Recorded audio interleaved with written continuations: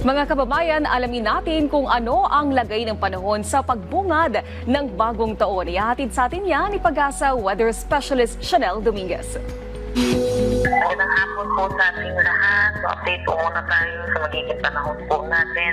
Sa ngayon, wala tayong minomonitor na anumang bagyo o low pressure area sa loob at labas ng ating Philippine Area of Responsibility. Pero meron tayong topography na weather system na nakaka-apekto dito sa ating bansa at nagdadala ng mga pag-ulan.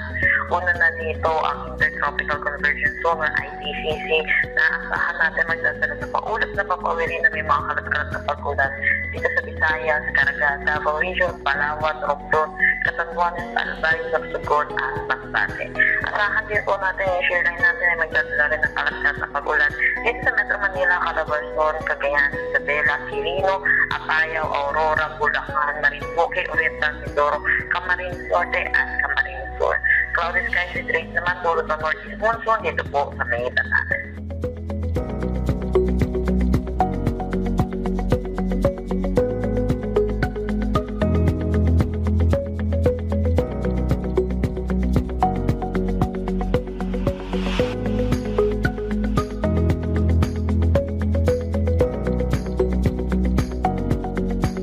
Para naman po sa update sa ating mga dam, narito po ang detalye.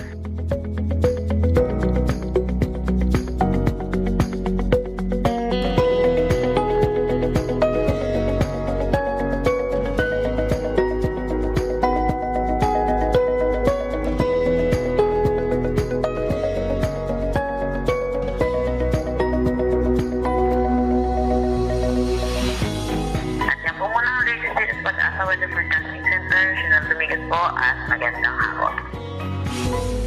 Maraming salamat, Pag-asa Weather Specialist Chanel Dominguez.